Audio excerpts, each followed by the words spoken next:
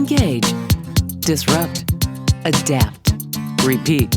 You're listening to Pure Reinvention, the podcast for curious people. We're here with this edition of Pure Reinvention with our co-host, Misty Elliott. Hi, Misty. How are you? Hey, Mike. Doing good today. How are you? Hey, we're on the step 5 of the reinvention process. The subject is movement. What are your thoughts when we talk about movement? Well, the last time when we talked about connection, we talked about how that was the beginning of real action. And obviously movement by the namesake tells you that this is when we're starting to move things and really make things happen. And again, we can have all these great ideas, but if we're not moving them forward, then they're not going to help us or do us any services. I think a lot of our listeners have been in a lot of board meetings where there's been a lot of discussion about movement, and everybody kind of focuses on that as the first step, when in all reality, that's kind of the last step. We have to do some pre-work.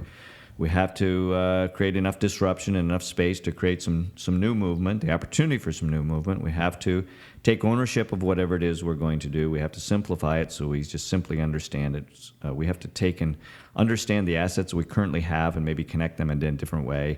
And in the part where everybody wants to do, which is start to measure, is where the movement phase comes in, where we have actually something actionable, something that we can market, something that we can advertise, something that our customers can consume, and that becomes the movement, where we can now start to track and create reports and move from activity, generating the lead up to movement, but actually having the sales take place. And it's the sales that take place that creates the movement. Right, and I really like that move is the last fundamental, because it reminds me to always stay active and not get too comfortable in the decisions. Even when it seems like a good thing, we have to be looking at that next step and how we're going to move this forward and take the next leap. I think there's a lot of groups that think that movement becomes the decisions they make in the disruption or in the ownership or in the simplification. They somehow think that the discussion is movement, or that the decisions that are made are movement. And as you well know, if we're really measuring movement,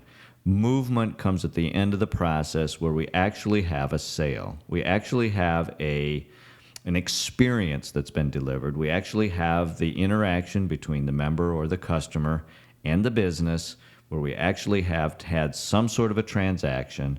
There has been some sort of goods and services traded. In this case, it's hopeful that we're generating revenue, positive net margin, which adds to the robustness economically to the business, and that becomes our movement. I mean, we can have a lot of R&D, we can have a lot of investment of money in, but at some point, we've got to be measuring movement out. Oh yeah, definitely. And I think that is a good reminder to keep the ball moving. And sometimes that ball moves an inch, and sometimes it moves a mile. But it's all about that process of keeping it going and keeping the plate spinning. Well, and that even brings up another interesting thought when you talk about it, whether it's an inch or a mile. Part of movement too is getting our expectation right. Part of movement is being able to know that if we actually gain an inch, that's been tremendous movement and tremendous accomplishment. We've all also been in those board meetings when maybe we've been measuring the wrong kinds of movement, or we're waiting for the 5 miles of movement when in all reality we should be celebrating the 5 feet of movement.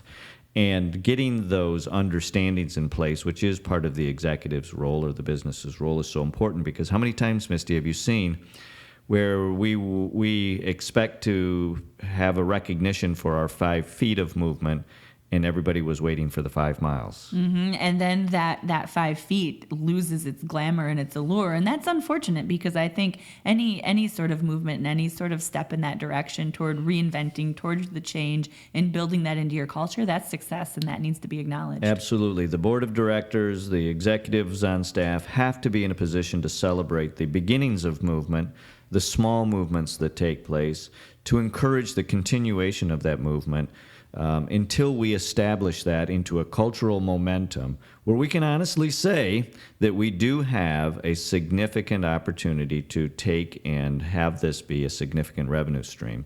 Many times, a lot of our movement is very fragile, and it isn't able to sustain itself independently for a period of time.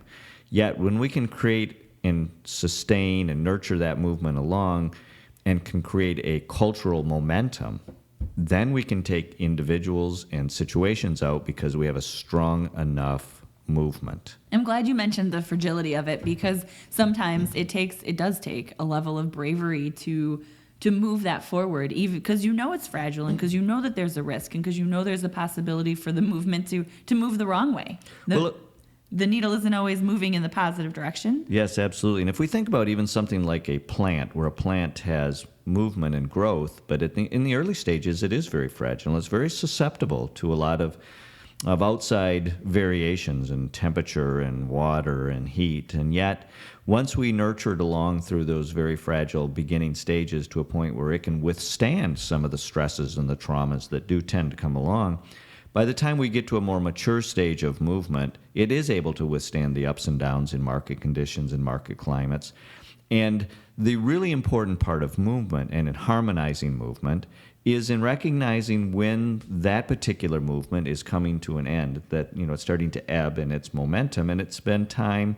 We have recognized that, and we've started to put other new emerging movements in place. So we actually have this whole rhythm of movements. So as movements are coming to maturity and products are beginning to mature out, we've already put in play and seeded new movements coming up. So we kind of have this harmonizing effect, or these waves of movements that come along. So we're not having singular movement, we're actually having waves of movement.